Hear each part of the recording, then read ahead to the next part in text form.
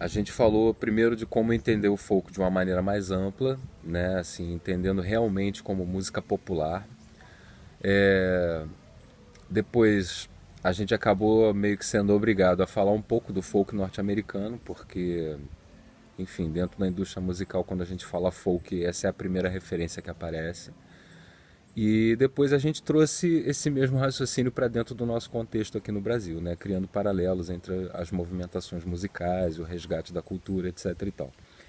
E aí, no meio dessa discussão, surgiu um assunto que eu cheguei a falar esses termos, né, algumas vezes, mas a gente não entrou muito na discussão do que significa isso, que é a relação entre a cultura de massa e a cultura popular. Porque não necessariamente a cultura popular é de massa e não necessariamente a cultura de massa é popular. Né? Isso é assim, elas podem estar ligadas, mas isso não é uma ligação necessária. Porque o que define a cultura de massa? A cultura de massa, pelo menos na minha opinião, é definida pelo fato de que você tem uma manifestação cultural ou um produto cultural qualquer que é vendido em larga escala para muita gente e é consumido por essa gente, né? Então, assim, isso pode estar ligado a uma raiz popular ou não. Inclusive, a gente tem aí uma série de exemplos, né, de músicas que são construídas com base em logaritmos no computador, entendeu? Porque já se entendeu que aquele tipo de formato musical é interessante dentro do mercado e constrói-se música baseada numa fórmula feita por um computador em larga escala e é consumida em larga escala, sabe? Isso não é uma música que tem uma base popular, não. Ela é consumida de maneira popular, né? Assim, o povo consome esse tipo de música e nesse sentido ela se populariza. Mas ela não tem uma raiz popular, ela é um produto construído industrialmente, né, dentro da indústria cultural. Enquanto que a gente tem determinadas manifestações culturais que são exatamente populares, né, que são populares por excelência, a gente pode dizer assim, e que são absolutamente desconhecidas do grande público. Né? Então, por exemplo, hoje isso já é bem menos do que já foi há pouco tempo atrás, mas hoje quando você fala do jongo, por exemplo, não é qualquer pessoa que vai entender o que é um jongo, né? Isso é uma manifestação musical popular por excelência, né? Ela tem uma raiz popular, uma raiz tradicional, enfim. E ao mesmo tempo ela não é popularizada, no sentido de que as pessoas não têm muita familiaridade com essa linguagem. Né? Enquanto que, por exemplo, se você for pegar o baião ele é uma música popular, ele vem de uma raiz popular, ele realmente traduz ali a essência cultural de uma determinada população, mas ao mesmo tempo ele conseguiu ganhar projeção dentro do mercado musical para também ser considerado música de massa, porque hoje em dia é quase impossível você conhecer alguém que nunca ouviu falar do Luiz Gonzaga, por exemplo, que é o grande ícone, né?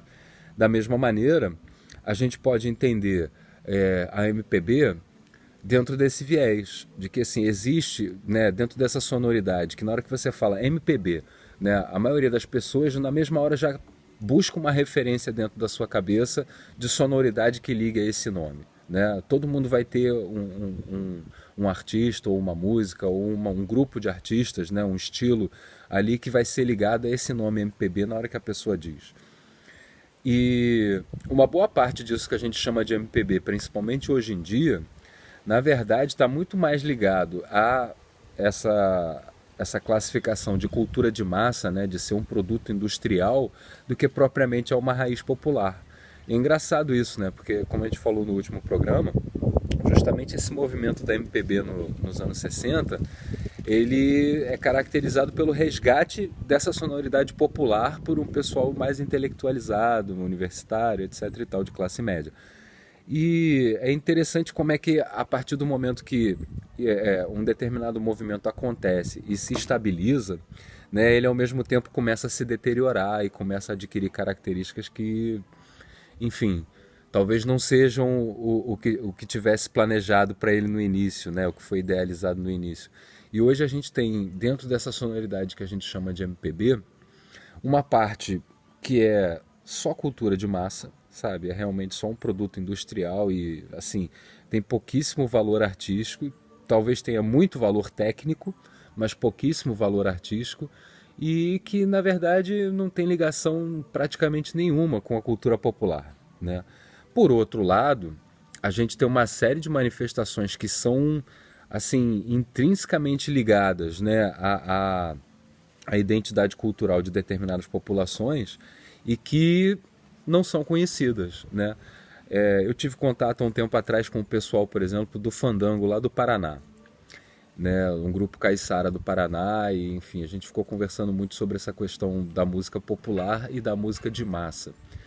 E é engraçado porque eu acho que o grande diferencial, assim, a forma como a gente pode identificar o quanto uma música popular deixa de ser popular e torna só uma cultura de massa, a partir do momento que a gente observa que aquilo ali, em vez de traduzir o cotidiano de uma população, né, de ser o retrato de uma identidade cultural, ele passa a ser o retrato de uma identidade cultural que deve ser perseguida, né? Porque esse é o ideal da indústria cultural, né?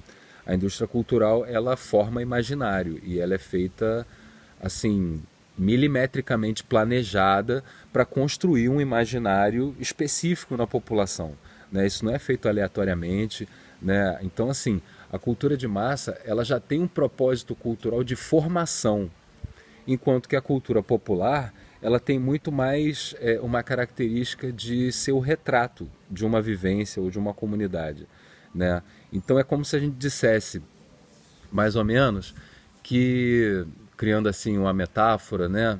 É, a gente pode dizer que a cultura popular é meio como a aldeia do Asterix lá resistindo à cultura de massa que seria o Império Romano. Vem pela estrada.